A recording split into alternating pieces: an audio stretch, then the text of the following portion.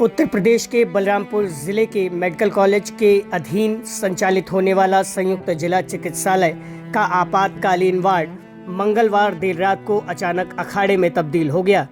एक नशेड़ी ने सिर्फ इसलिए अस्पताल में जाकर तांडव मचाया क्योंकि उसे सोने के लिए सेफ हाउस की चाबी नहीं मिली। इसलिए ही आरोपी ने वहां पर मारपीट की और तोड़फोड़ की घटना को भी अंजाम दिया। बताया जाता है कि नशे में धुत व्यक्ति ने डॉक्टर व उनके स्टाफ पर हमला किया। उस वक्त घड़ी के 11:55 हो रहे थे। इमरजेंसी वार्ड में मरीजों का इलाज चल रहा था। तभी रानीजोत देवरिया का रहने वाला महेंद्र प्रताप सिंह नशे में धुत होकर डॉक्टर के कक्ष में जा घुसा और सेफ हाउस की चाबी मांगने लगा। जब ड्यूटी पर मौजूद डॉक्टर धर्मवीर यादव ने चाबी देने से इनकार किया तो आरोपी ने सारी हदें पार कर दी। उसने डॉक्टर को लात मारकर नीचे गिरा दिया। बचाव में आए फार्मासिस्ट राजेश यादव और वार्ड बॉय अतुल सिंह के साथ भी उसने हाथापाई की। दबंगई का आलम यह था कि उसने कुर्सियां, मेज और व्हीलचेयर तक को उठाकर बाहर फेंक दिया। इसके साथ ही दरवाजे पर भी उसने तोड़फोड़ की। दहशत के मारे डॉक्टर और कर्मियों ने अपनी जान बचाई और वहां से भाग निकले, जिससे इमरजेंसी सेवाएं पूरी तरह से ठप हो गईं। इस घटना के बाद संयुक्त जिला अस्पताल के स्टाफ में भारी दहशत और आक्रोश का माहौल है। कर्मचारियों ने सुरक्षा की गुहार लगाई है। मामले की गंभीरता को देखते हुए सीएमएस ने देहात कोतवाली क्षेत्र में पुलिस को तहरीर देकर मेडिकल प्रोटेक्शन एक्ट 2013 के तहत सख्त कार्रवाई की मांग की है।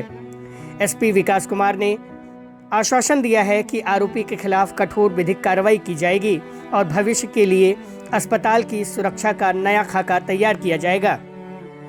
अब देखना होगा पुलिस अपनी कार्रवाई कब करती है। फिलहाल डॉक्टर और स्टाफ डरे हुए हैं। उनका कहना है कि अगर इसी तरह से कोई भी नशे में धुत व्यक्ति आकर स्टाफ के साथ बदतमीजी करता है और उत्पात मचाता है तो वह किस प्रकार से घायल होकर आए या गंभीर बीमारी से ग्रसित मरीजों का इलाज इमरजेंसी वार्ड में कर सकेंगे।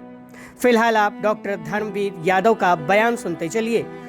सुनिए उन्होंने हमसे बातचीत करते हुए क्या क्या बातें बतलाई हैं। कल रात में आपके साथ में एक घटना हुई है, क्या है पूरा घटना एक बार बताएंगे?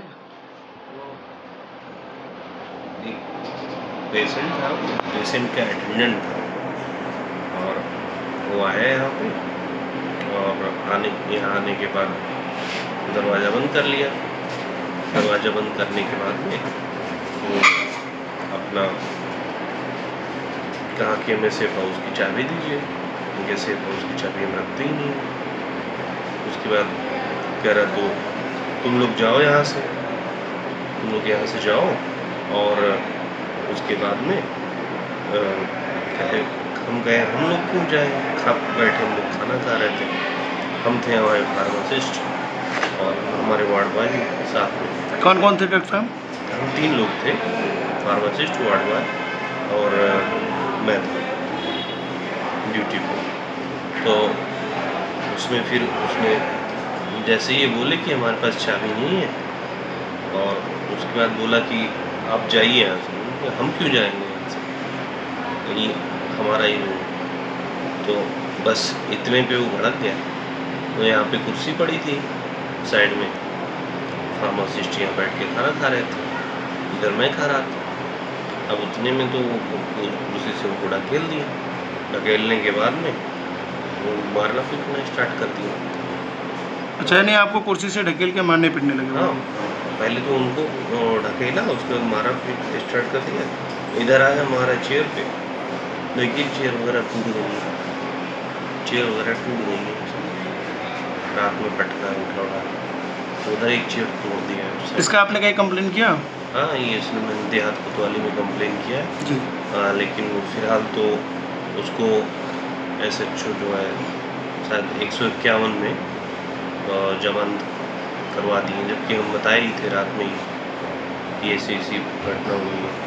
SP साहब को भी जो उनके PRO रात में उसी टाइम को किए थे और दोपहर में बताए थे कि इसमें मुकदमा दर्ज कीजिए आप लोग, क्योंकि ऐसे नहीं हो पाएगा। इतना बड़ा घटना, अब हम लेटे हैं, बैठे हैं अपने लिए, कोई ऐसे चला है उसके बाद मार दे, जान से मार दे तो क्या करेंगे? उठा के कुछ मार दे सर पे तो आदमी ऐसे मर जाएगा। लेटे लेटे मर जाए।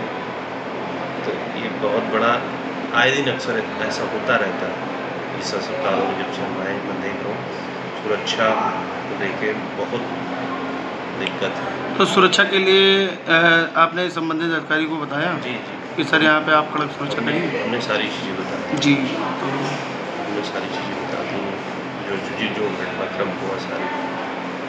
और फिर बाद में जो इंटर्न वाले बच्चे थे वो, और जो हमारा सुपर कम चौकीदार जो वो था प्लस जो गार्ड था, हालांकि आके फिर उसको किसी तरह कंट्रोल की।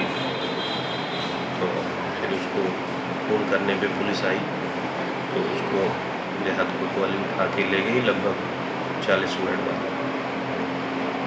ये रात में कितने बजे की है घटना?